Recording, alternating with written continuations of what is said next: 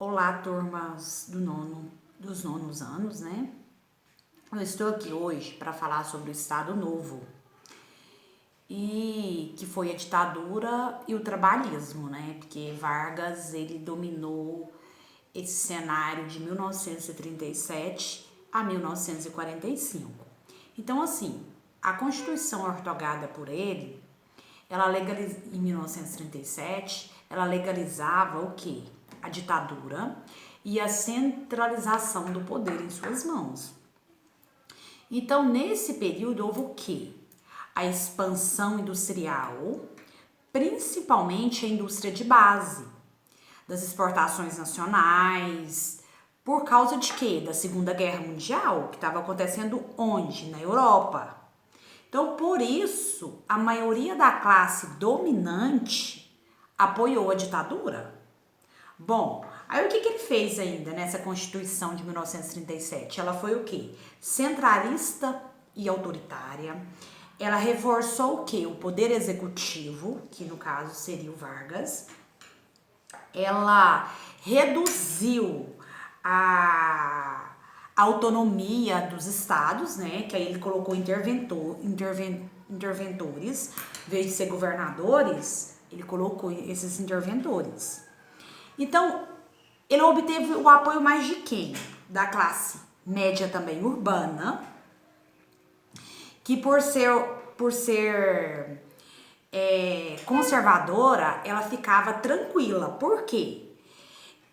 Diante da repressão aos comunistas, e ela era beneficiada com o quê? Com o aumento do quê? Dos empregos. Então, assim, ele surtiu na cabeça da população para ganhar todo esse apoio com o plano o quê? O plano Cochin. O que era esse plano Cochin?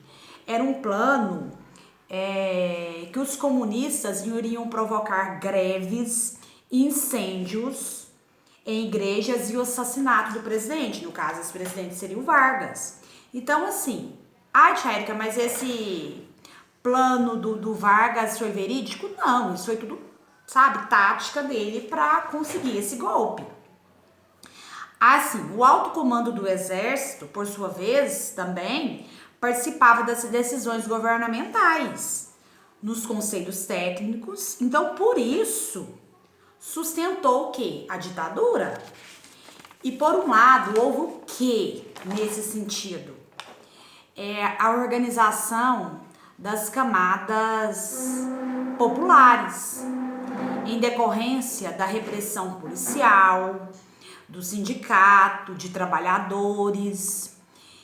Mas por outro, as leis trabalhistas, elas agradaram os setores dos trabalhadores urbanos, que por isso apoiaram Vargas.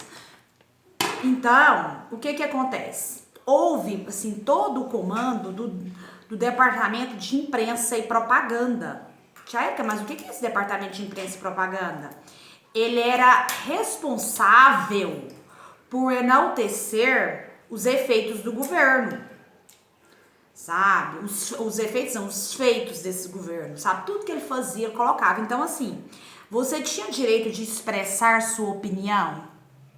Esse departamento aí ia avaliar se poderia ou não. Então, assim, você não tinha liberdade de expressão, como nós temos hoje. Então, lá tinha toda coisa. Mas esses setores de trabalhadores urbanos, eles apoiavam Vargas, porque eles, assim, o Vargas enaltecia seus feitos, entendeu? Então, esse departamento de imprensa e propaganda, que no caso conhecido como DIP, ele ficava por conta de fazer todo esse apanhado dos feitos do Getúlio Vargas, assim, o lado positivo, negativo jamais. Então, assim, os partidos políticos, eles foram extintos. Então, só o governo podia, você não podia ter outro tipo de governo. Impôs-se a censura à imprensa, o Congresso foi dissolvido e interventores estaduais foram nomeados. Então, não poderia ter os governadores com aquela forma de eleição, que lá tudo foi extinto, entendeu? Agora, em relação ao plano econômico, foi criada a Companhia Siderúrgica, né, Nacional. Iniciaram, assim, as pesquisas por extração de petróleo em Lobato, no caso, na Bahia.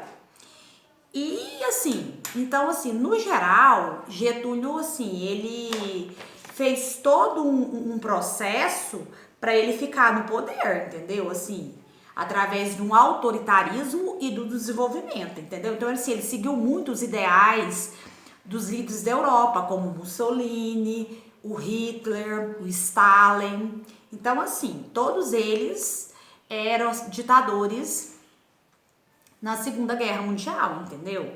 Então, assim, só que o Estado Novo, ele só foi extinto em 1945, após o fim da Segunda Guerra Mundial, quando Getúlio, ele foi obrigado a renunciar ao posto sob ameaça de outro golpe de Estado, mas mesmo assim ele continuou com toda a glória, entendeu? Então, posteriormente nós vamos ver com mais profundidade, tá? Então, ó, fiquem com Deus, continue estudando e leve a sério as atividades, pesquisem, qualquer dúvida nós estamos à disposição, tanto eu quanto a tia Clécia. E qualquer dúvida, estamos por aqui, tá? Beijinho no coração de vocês.